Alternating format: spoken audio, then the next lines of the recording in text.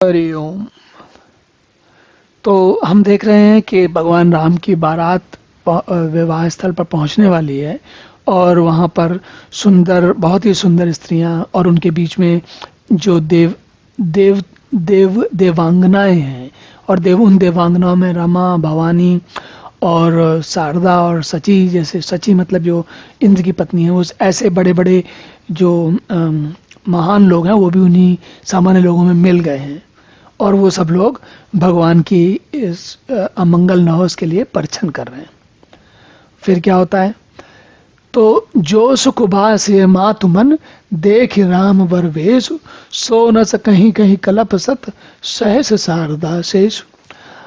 अब ये एक ऐसा भाव है, एक ऐसे भाव की तुलसी वर्णन कर रहे हैं जो सबको उपलब्ध है ही नहीं।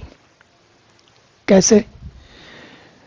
देखिए, जो जानकी की माँ है सुनैना, उनको उनकी पुत्री का विवाह हो रहा है और जब उन्होंने भगवान राम को वर के वेश में देखा और इतने सुंदर वर के वेश में देखा तो उनके मन में जो सुख हुआ उसे हजारों सरस्वती शेष जी 100 कल्पों में नहीं कह सकते, मतलब कभी नहीं कह सकते ये बात करें।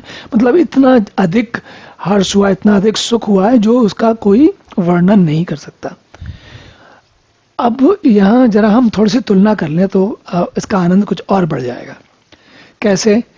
देखिए, सामान्य परिस्थितियों में भी जब किसी महिला, किसी स्त्री के पुत्री का विवाह हो रहा होता है तो सज धज के जो वर आया होता है और अगर सब कुछ सारा काम सुचारू रूप से अच्छे से चल रहा हो, कोई किसी किस्म का कोई परेशानी नहीं, कोई कष्ट नहीं, कोई आशंका नहीं, कोई डर नहीं है, तो क्या होता है इस अवसर पर, इस विशेष अवसर पर जबकि बारात आती है और यहाँ से आरंभ होकर जब तक विवाह चलेगा, कन्या की माँ, उसके मन में एक विशेष सुख होता है। वो सुख और लोग नहीं अनुभव कर सकते। और लोग कौन नहीं अनुभव कर सकते?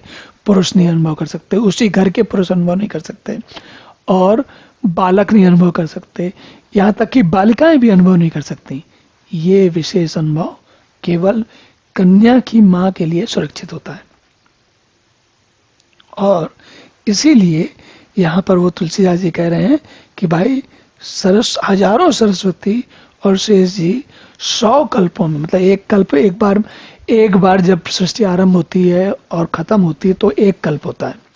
कह रहे हैं मतलब इसका सीधा अर्थ समझिए, अनगिनत, जिसका गिनती नहीं किया सकती। नयन नीरु हटि मंगल जानी, परिचन करहि मुदित मन रानी, वेद वेद अरुकुल आचारु, कीन भली विधि सब व्यवहारु। आंखों में आंसू है, मतलब प्रसन्नता के आंसू, नेत्रों के जल को रोका, किसी प्रकार से रोका हुआ, हट से रोका हुआ है।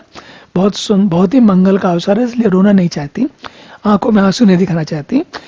और रानी इतनी अधिक मन में मुदित है कि क्या कहना है। जैसा हमने बात की भी कि भाई ये विशेष अनुभव है और वो परछन करती हैं, परछन कर रही है मतलब वो अक्षत और दही से उनकी भगवान राम के वो पूजा कर रही हैं। और वेद वेद अरुकुल व्याचारु, और वेद में जैसा वेदों में लिखा है, जो आचार बताया जाता है उनके कुल का जो आचार है, वो सारा व्यवहार करती हैं, किए उन्होंने। कीन भली विधि सब व्यवहार, उसके बाद वेद और कुल के हिसाब से जो कुछ भी उनको करना होता है वो सारा व्यवहार उन्होंने किया। तो ये जो एक आनंद है वो एक विशेष प्रकार का आनंद है और इस आनंद को लेते हुए रानी ने वर का स्वागत किया, मतलब भगवान राम का स्वागत किया।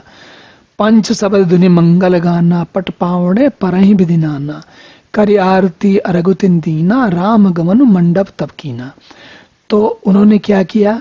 देखिए, जो अलग अलग 5 शब्द होते हैं, अलग अलग प्रकार के, तंत्री, ताल, झांझ, नगाड़ा और तुरई, ये सारे प्रकार के, और पंच ध्वनि, वेद ध्वनि, वंद्य ध्वनि, जय ध्वनि, शंख ध्वनि और हुलू ध्वनि, और मंगल गान हो रहे हैं। पंच शब्द, पंच ध्वनि हो रही हैं, मंगल गान हो रहे हैं और जो नाना प्रकार के वस्तुओं के पावड़े पड़ रहे हैं, वस्त्र दिए जा रहे हैं कि वस्त्रों से जो जैसे होता है ना आंचल से जो करते हैं, तो और साथ में रानी जो है उन्होंने आरती करके अर्घ दिया।